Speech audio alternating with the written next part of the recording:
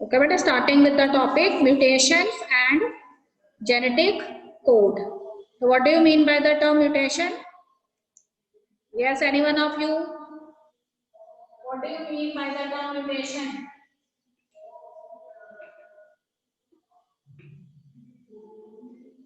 Okay, if you want to define mutation in one line, it is any random change in the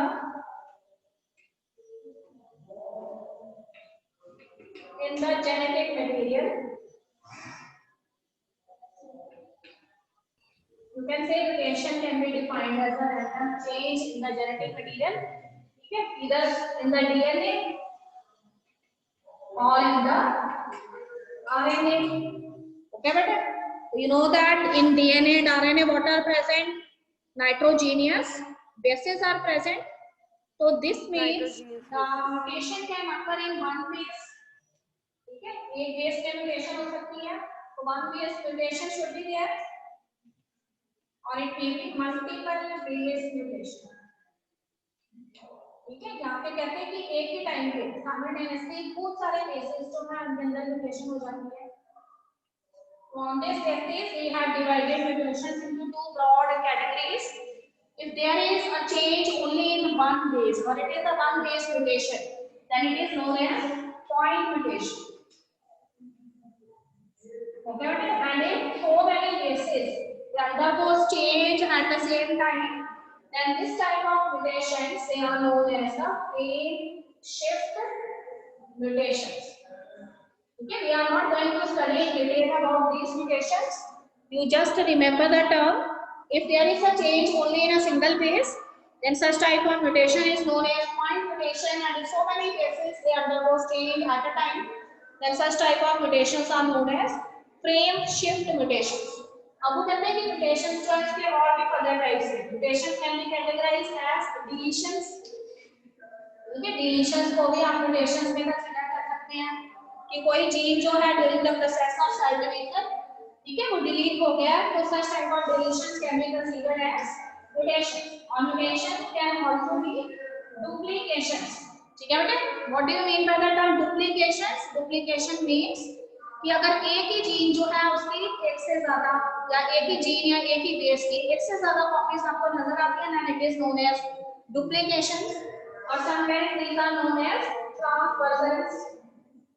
ठीक है, एक जगह से transfer होके कुछ सेट ऑफ जीन्स जो है वो डीएनए के एक जगह से शिफ्ट होके दूसरी जगह पे चले गए हैं. ठीक, तो उसको हम ट्रांसवर्जन्स के अंदर ले लेंगे. इस तरह से कहते हैं कि हमारे पास डिफरेंट टाइप ऑफ म्यूटेशंस हैं, पर we are not going to study in detail about this mutations. तो here we have discussed the example of point mutation. ठीक है बेटा, one of the example of point mutation is, बताइए, point mutation का एक example हमने पिछले chapter में मेंडल वाले चैप्टर में स्टडी किया है. What is that? It is sickle cell anaemia. ठीक है, sickle cell anaemia, and you are well familiar with the disease. What is sickle cell anemia? The shape of the RBC is generally biconcave in nature. And what happen in case of sickle cell anemia? Because of a single change in the base. ठीक है, एक ही base जो होता है उसके अंदर change हो जाती है, और कोडॉन जो होता है उसके अंदर, ठीक है, बदलने की वजह से कहते हैं कि कोडॉन जो है वो यहाँ पे क्या होना चाहिए था, GAG कोडॉन जो है वो एग्जैक्टली होना चाहिए था. तब बेस कैसे होना था? तब बनने वाला जो सेल होना था वो बाई कॉन्केव शेप वाला होना था आरबीसी. पर यहाँ पे क्या हुआ, GAG की जगह पे देखिए म्यूटेशन हो गई है. GAG जो है वो नॉर्मल सिचुएशन है, और A की जगह पे यहाँ पे क्या आ जाता है, GUG आ जाता है, यानी एडेनाइन की जगह पे क्या आ गया है, यहाँ पे यूरेसिल आपको आता हुआ नजर आ गया. ठीक है बेटे, अब कहते हैं कि अगर कोडॉन जो है उसके अंदर चेंजेस आ गई हैं, तो इसका मतलब बनने वाली अमीनो एसिड भी चेंज हो गई है. तो देखो बनने वाली अमीनो एसिड, वैसे अमीनो एसिड कौन सी बननी थी, ग्लूटामिक एसिड बननी थी.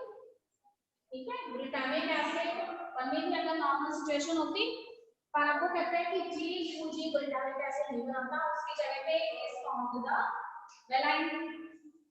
तो अगर सिंगल बेस के अंदर चेंज होती है, then such type of mutation is known as point mutation. Example is sickle cell anemia. So codon which should be expected is GAG. Okay, but later there is mutation in this base which is present in the sample A, and instead of A we have U here. So GAG is a normal codon and it has to produce glutamic acid. But when there is a mutation, then the codon is GUG, which later becomes, and the amino acid which came into existence is valine instead of glutamic acid.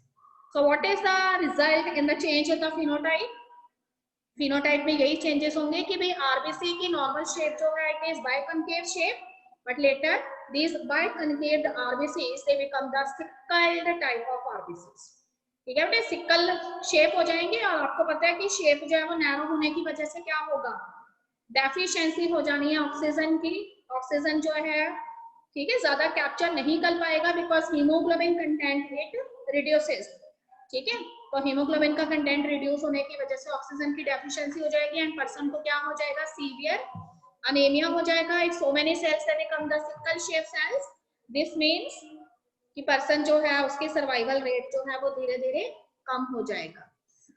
Okay बेटे, तो बस एक term अपने और याद रखनी है, frame shift mutations में मैंने आपको बताया कि if there is not a single change in a single base, instead of that so many bases, ठीक है, they undergoes change simultaneously, then such type of mutation is known as frame shift mutations.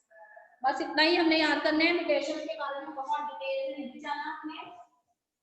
ठीक है, whatever is written in your NCERT book, the question should be expected from that. तो it cannot happen कि कहीं और से आपसे question पूछ लिया जाएगा, रेफरेंस में काफी सारा दिया है, बट NCERT में the thing is not mentioned, then question should not be there. ठीक है, CBSE exams are strictly related with NCERT syllabus. So you must follow the lines what is given in the NCERT. I am taking the next one. The next topic is transfer RNA. ठीक है, transfer RNA, और transfer RNA को यहाँ पे designate किया गया है special name से, that transfer RNA is a adapter molecule. ठीक है, who was the person who called the transfer RNA as a adapter molecule?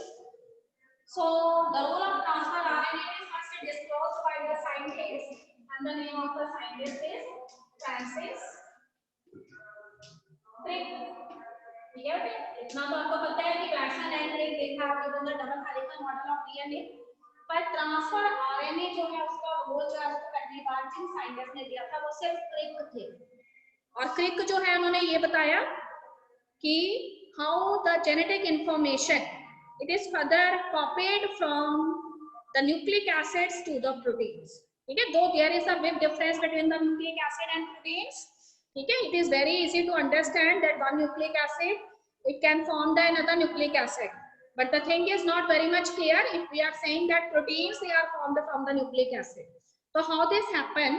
So the scientist Francis Crick, he was the person who has disclosed the role of transfer RNA, and earlier this transfer RNA it is known as soluble RNA. ठीक है, पहले transfer RNA को किस नाम से जाना जाता था, सॉल्युबल आरएनए के नाम से जाना जाता था. But later it is found that this transfer RNA not only acts as a soluble RNA, but it is playing two important functions. ठीक है, दो important functions जो है वो transfer RNA perform करते हैं. And what are these two important functions of transfer RNA that was given by the scientist Crick? Number one, transfer RNA read the codons present on messenger RNA. ठीक है बेटे, आपको पता है कि DNA से क्या बना है, मैसेंजर आरएनए बना है. मैसेंजर आरएनए में different of bases are present which are always read in a contagious fashion. So first important function of the transfer RNA is read the codon that are present on the messenger RNA. And how it read the codon? Because you know that the structure of the transfer RNA is somewhat like a, ठीक है, इस तरह से वो कहते हैं कि इस तरह का स्ट्रक्चर है, फ्लावर लीफ स्ट्रक्चर है ट्रांसफर आरएनए का. सपोज करिए this is the messenger RNA which is the reflectly from the messenger RNA, and you know that its polarity is in which direction, 5' to 3' direction, and so many codons they are present over this messenger RNA. So कहते हैं कि what is the special thing is the transfer RNA has two ends. ठीक है, the first strand which is very near to the messenger RNA, that and is actually known as the anticodon end of the transfer RNA. It is known as anticodon end of the transfer RNA. So this transfer RNA, when it comes in contact with messenger RNA, moves over the messenger RNA and reads the triplet of bases. Okay बेटे, और जब ये triplet of basis या codon को read करता है तो अपना जो एंटीकोडॉन एंड है उसके ऊपर इस कोडॉन के कॉम्प्लीमेंट्री बेसिस जो आपको बियर करता है। ठीक, अगर मैं वैसे सिंपल एग्जांपल ले लेती हूँ, ठीक है, मैं एग्जांपल ले लेती हूँ कि भाई मेरे पास जो मैसेंजर आरएनए में प्रेजेंट कोडॉन है वो AUG है, तो इसका मतलब जब इसने AUG को रीड किया तो ट्रांसफर आरएनए अपने एंटीकोडॉन एंड पे इसके कौन से बेसिस बियर करेगा, जो उसके कॉम्प्लीमेंट्री होंगे। तो देखिए अगर मैं एडेनाइन की बात करती हूँ तो आपको पता है कि एडेनाइन जो है किसके साथ बाइंड करता है हमेशा, थाइमिन के साथ बाइंड करता है ना। पर यहाँ पे देखिए एडेनाइन जो है थाइमिन के साथ बाइंड करता है, और आपको पता है कि आरएनए जो है उस केस में क्या प्रेजेंट होता है थाइमिन की जगह पे, यूरेसिल लिखेंगे हम यहाँ पे, यूरेसिल लिखेंगे। अब देखिए यहाँ पे यूरेसिल प्रेजेंट है तो यूरेसिल जो है किसके साथ बाइंड करना है, एडेनाइन के साथ बाइंड करना है। अगर यहाँ पे ग्वानिन प्रेजेंट है तो वो किसके साथ बाइंड करेगा, साइटोसिन के साथ। साइटोसिन अगर वो कहते हैं कि AUG हमारे पास कोडॉन है तो इसका मतलब the anticodon which is present on the transfer RNA is complementary to these bases. So what is the first function? Read the codon present on the messenger RNA but bears the anticodons which are complementary to this respective codon. Okay, but there is one another end of transfer RNA and that end is known as the amino acid end. Okay, why it is known as amino acid end? तो कहते हैं कि जब ये messenger RNA में से codon read करता है और अपने ऊपर एंटीकोडॉन बियर करता है, on the basis of that characteristic codon it attaches a corresponding amino acid on the amino acid attaching end. तो देखो AUG को अगर इसने यहाँ पे रीड किया है तो उसके बेसिस पे ये कौन सी अमीनो एसिड यहाँ पे अटैच करेगा, it attached amino acid methionine because AUG जो है वो methionine के लिए कोड करता है। ठीक है बेटे, अब देखो ऐसा नहीं है कि एक ट्रांसफर आरएनए जो है it is going to read all the codons that are present on the messenger RNA. So one transfer RNA when it reads the first codon it leave that place and then another transfer RNA comes to read the second codon. So there are so many transfer RNAs that are present in the ribosomes. ठीक, and these transfer RNAs they come one by one, they read the codons that are present on messenger RNA and on the basis of those codons they get the corresponding amino acids. So in this way these amino acids suppose करिए कि methionine के बाद valine आ गई, valine के बाद कौन सी आ गई, glutamine आ गई, ठीक है बेटे, और इस तरह से खूब सारी आती चले गई है। तो आपको सेकंड एंड जो है जिसको अमीनो एसिड एंड कहते हैं उसमें चेन लाइन फैशन में अमीनो एसिड्स अटैच होती नजर आएंगी and all of these amino acids they are attached with each other with the help of what kind of bonds. ठीक है बेटे, कौन से बॉन्ड्स प्रेजेंट होते हैं प्रोटीन्स में, peptide bonds are present. All of these amino acids get attached with each other with the help of a special type of bonds which attach with the amino acids and these are known as the peptide bond. So one thing which I have explained here is that so many transfer RNAs larger subunit of the ribosome. ठीक है, not a single transfer RNA is going to complete the reading of the entire codons present on the messenger RNA. One by one each transfer RNA comes and it read the codon and bear the related amino acid. Okay bete, so here I have discussed that the first codon is AUG. Why I have taken the special case AUG? तो आपको पता है कि AUG is the initiator. Ma'am कहते हैं कि whenever the process of translation it starts, so the transfer RNA which first comes and read the codon AUG, that is actually a special type of transfer RNA and that transfer RNA is known as the initiator transfer RNA. ठीक है बेटे, अब वो ये नहीं कहता कि messenger RNA की पहला जो कोडॉन होगा वो भी हमेशा AUG होगा, जरूरी नहीं है। अब वो कहते हैं कि इसके पीछे कुछ ऐसे कोडॉन्स हो सकते हैं और दूसरे एंड पे भी कुछ ऐसे कोडॉन्स हो सकते हैं, तो उनके बीच में इनिशिएटर कोडॉन्स होते हैं एंड स्टॉप कोडॉन्स होते हैं। So those codons which are actually present start from the initiator codon and ends at the stop codons. They are only read by the transfer RNA, and those which are present on either side, ठीक है, पर जो start codon और stop codon से बाहर है उनकी reading नहीं होती, ये आपको मालूम है। तो ये वाले जो कोडॉन्स जिनकी रीडिंग नहीं होती है, they are known as the untranslated regions, they are known as untranslated regions or UTRs. Okay bete, so transfer RNA here is performing two functions. One is it read the codons, attach anticodons itself, and second is कि उसका दूसरा function क्या है कि वो amino acids को attach करता है अपने अदर एंड के ऊपर। ओके बेटे, what is given at the last line, the secondary structure of the transfer RNA is popularly known as the clover leaf model, ठीक है।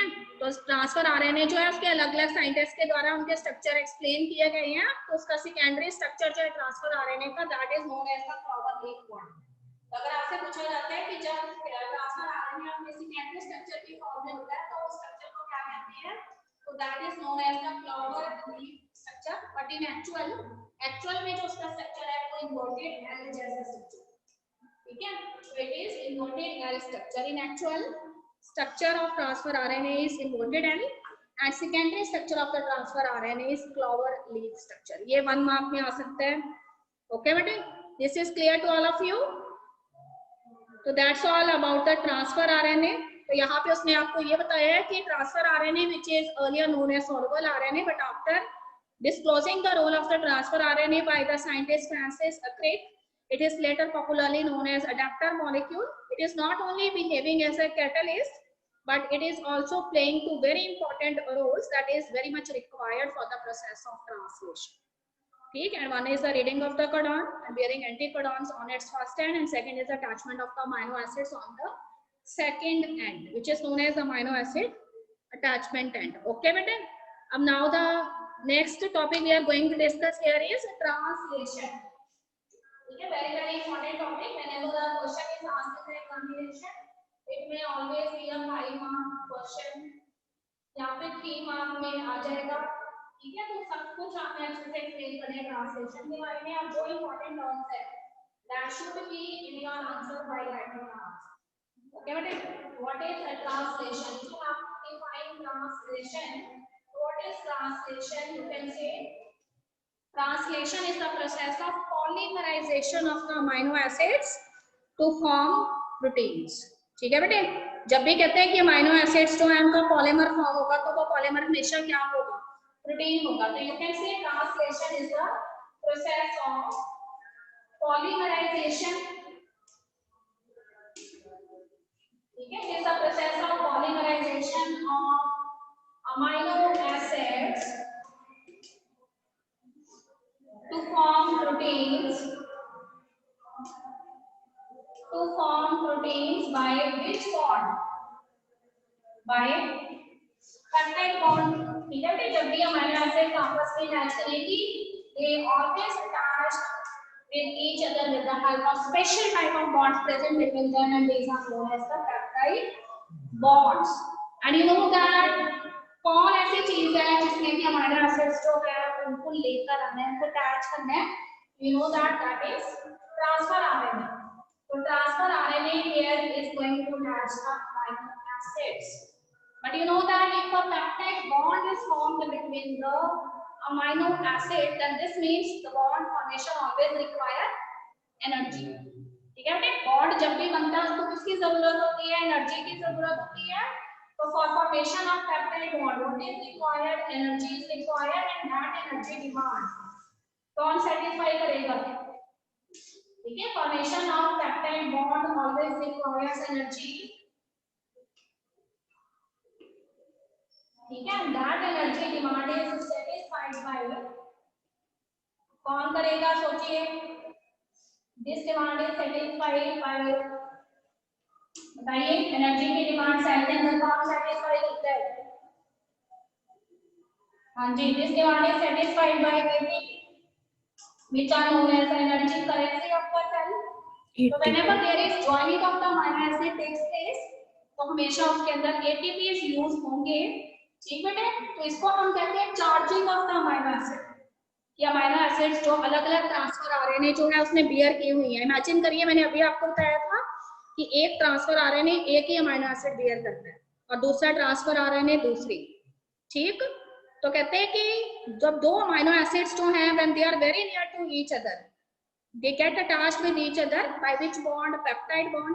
And this peptide bond only formed when energy is, जब energy जो है उसको मिलनी है, तो आपको पता है एनर्जी किसने देनी है? एटीपी ने देनी है। तो कहते हैं कि जब एटीपी एनर्जी दे देता है तो अमाइनो एसिड्स जो है वो ज्वाइन होने लग जाती है, और इस प्रोसेस को एक बहुत ही स्पेशल नेम से यहाँ पे जाना गया है, दैट इज नोन एज, ठीक है, अमाइनो एसिड एसाइलेशन भी इसको कहते हैं।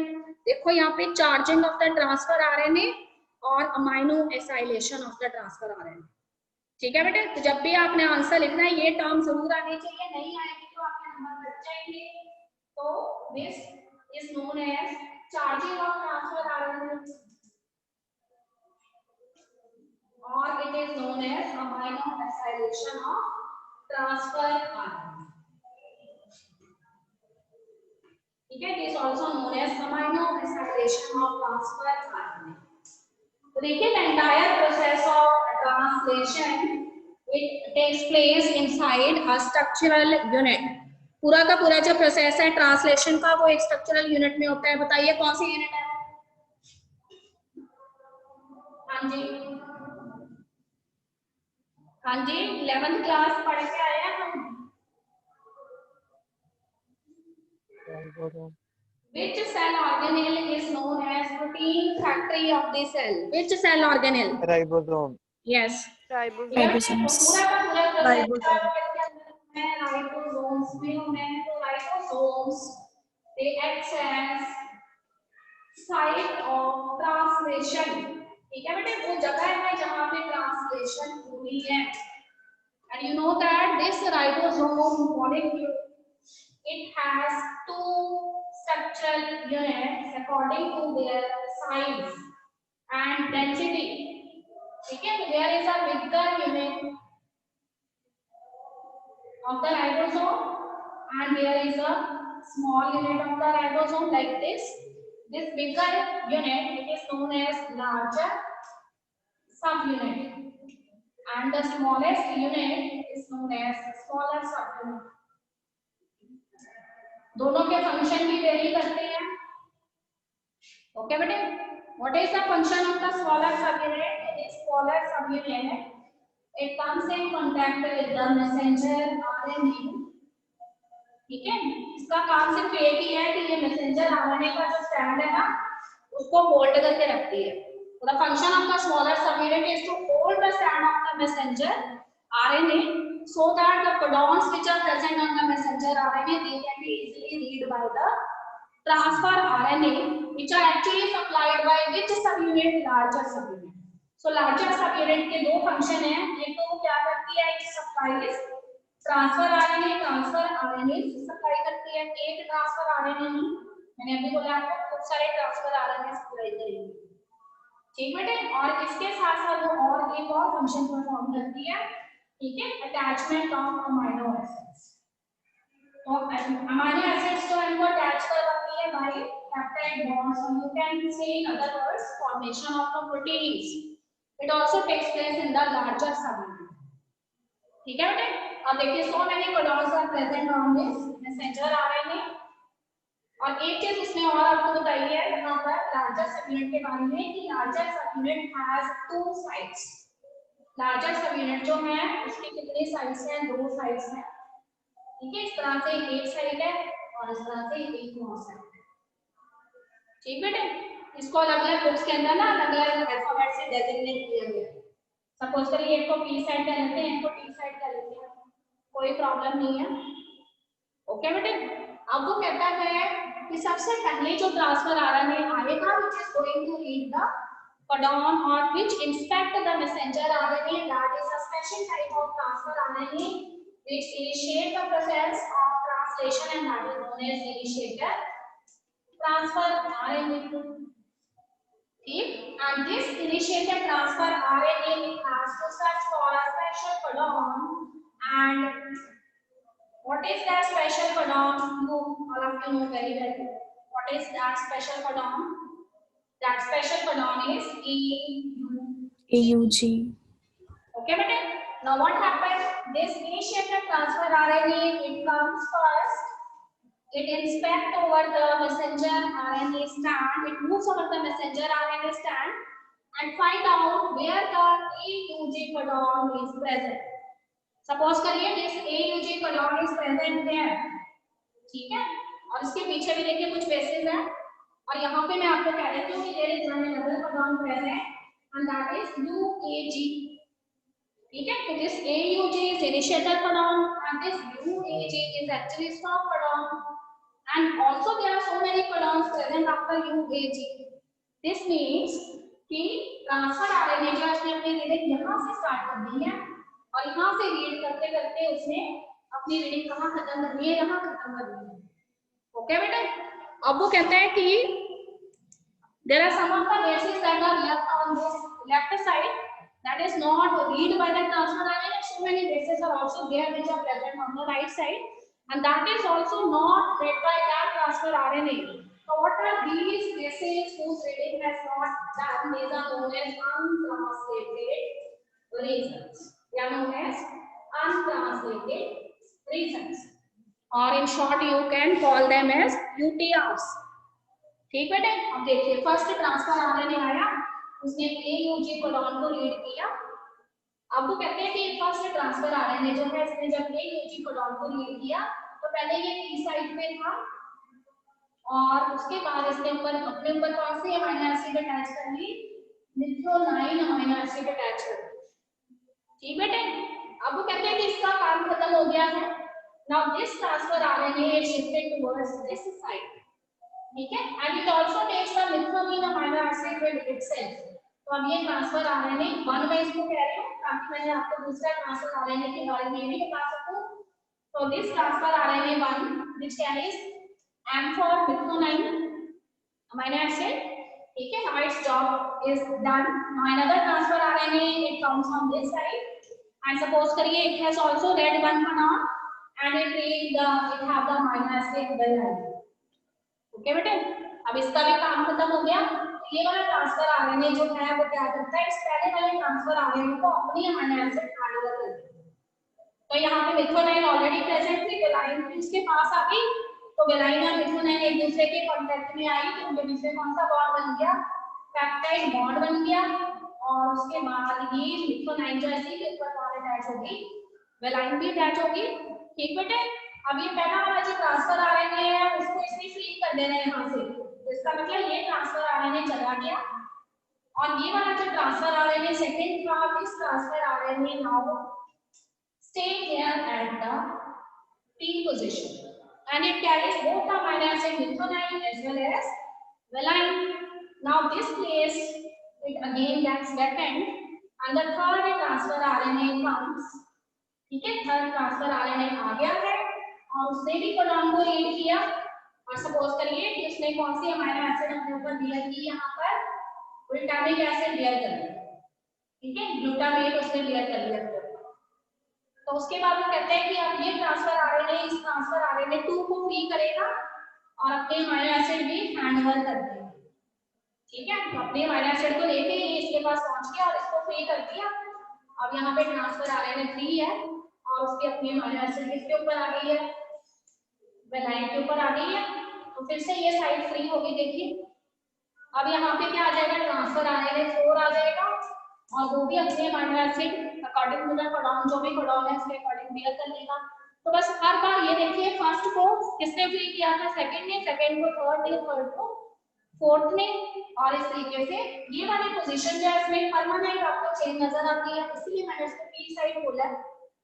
और ये वाली पोजीशन जो है मैंने T साइड इसलिए बोला है क्योंकि मैं इसे टेम्परेरी पोजीशन बताना चाहती हूँ. ये किसी भी ट्रांसफर आरएनए की फिक्स्ड पोजीशन नहीं है और अलग-अलग ट्रांसफर आरएनए इस जगह पे थोड़े टाइम के लिए आते हैं and they move towards this permanent position. Okay बेटे. So so many amino acids they get attached, peptide bonds established between them and a long chain of amino acid later form a macromolecule known as protein. ठीक बेटे. तो this process वैसे तो ये process बड़े आराम से होता है ट्रांसलेशन का, but there is one catalyst that is involved and that increases the efficiency of this process, and that is the RNA catalyst, so it is known as ribozyme. ठीक है बेटे, एक खास तरह का एंजाइम जो है वो ट्रांसलेशन के प्रोसेस को बहुत फास्ट कर देता है, यही कहीं उसका नाम लिखा हुआ है, देखिए, ठीक है, सेकंड पैराग्राफ में second line, the ribosome also act as a catalyst, ठीक है, in the form of an enzyme and that is known as ribozyme. So this ribozyme is involved in the formation of the peptide bond. It also enhances the process of translation. ठीक है, I have already explained the untranslated region, those regions which are present on either side of the initiator codon and the stop codon, which are not read by the transfer RNA, they are known as the untranslated regions. Okay, bete? Now all of you get very surprised that this process of translation, it is not goes on continuously.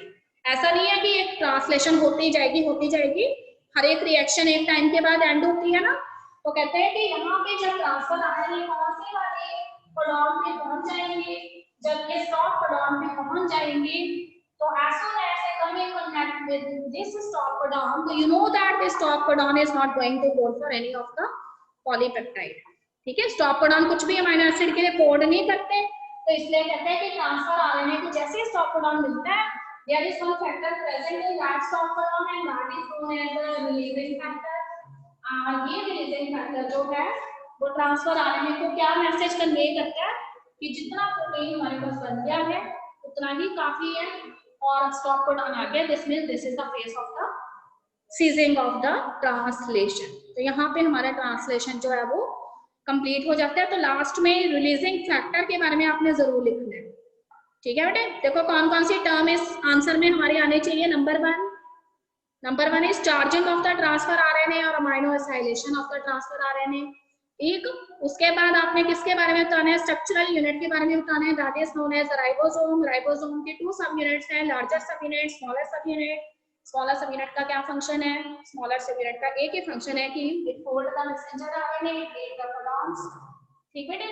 और उसके बाद वो कहते हैं नहीं read नहीं करता, सिर्फ होल्ड ही करता है, ठीक है। लार्जर सब यूनिट क्या सप्लाई करता है, ट्रांसफर आरएनए सप्लाई करता है, और वो ट्रांसफर आरएनए जो है कोडॉन्स को रीड करते हैं और उसके कॉरेस्पॉन्डिंग अमीनो एसिड्स अटैच करते हैं। Later peptide bond establish between the amino acids. But one thing you must have to discuss, 2 sites are present, one is the permanent site and other is the temporary site. And temporary site जो है उसमें transfer RNA बदलते रहते हैं, और जो transfer RNA temporary site पे होता है रिसेंटली, वो इसके अंदर क्या बन जाता है, पुराना हो जाता है, उस पे पहले वाला जो है उसको वहां से रिलीज कर देते हैं, ठीक है बेटे। अब अगर आप इसको रेफरेंस बुक से पढ़ेंगे, if you study this concept from reference book, so it is explained in a very complicated manner, but I have explained you in a simplified form, so you write this answer in your own words instead of following some reference book, ठीक है। उसमें इन sites के कई नाम हो सकते हैं, जैसे मैंने P and T साइट्स कहा है, और इसमें अलग अलग नेम्स हो सकते हैं, no problem is there, you have to write the answer in your own words, ठीक बेटे। Any question from your side, यहाँ तक सब ठीक है? अच्छा जी। मैम फिर ट्रांसलेशन के बाद कौन सी प्रोसेस दोबारा होती है? गुरप्रीत जोर से बोला बेटे, थोड़ी आवाज कम आ रही है। मैम ट्रांसलेशन के बाद कौन सी प्रोसेस कंटिन्यू होती है? बेटे ट्रांसलेशन में प्रोटीन्स बन जाएंगे ना, देखो 1 जीन 1 एंजाइम पॉलीपेप्टाइड हाइपोथेसिस हमें क्या कहती है कि जब प्रोटीन्स बन जाते हैं तो वो प्रोटीन्स किसकी तरह बिहेव करते हैं, एंजाइम्स की तरह, और एंजाइम क्या करते हैं बॉडी के अंदर 1 कैरेक्टर को रेगुलेट करते हैं, ठीक है। तो इसके बीच में ना उसने एक टॉपिक जो जीन एक्सप्रेशन वाला लिया है, वो यही बता रहा है कि हर एक जीन जो है वो एक्सप्रेस करके प्रोटीन नहीं बनाता। कई बार कुछ ऐसे जीन्स होते हैं जिनकी डिमांड नहीं है बॉडी को, ठीक है, या उससे related metabolic activity is not going in the body, तो their expression is ceased by the body for some time, ठीक है। तो ये जीन एक्सप्रेशन जो इसके बाद का टॉपिक है वो एक्चुअली इसी की प्रोटीन्स के आगे फंक्शनिंग से रिलेटेड है। आप फिलहाल इतना याद रखिए कि जब प्रोटीन बन जाएंगे तो वो एंजाइम्स की तरह बिहेव करेंगे, वो बायोकेमिकल रिएक्शंस में पार्टिसिपेट करेंगे और उससे एक फिनोटाइप अपीयर होगा। तो वो फिनोटाइप कोई भी हो सकता है बॉडी के अंदर, किससे रिलेटेड वो जीन है, ठीक है बेटे।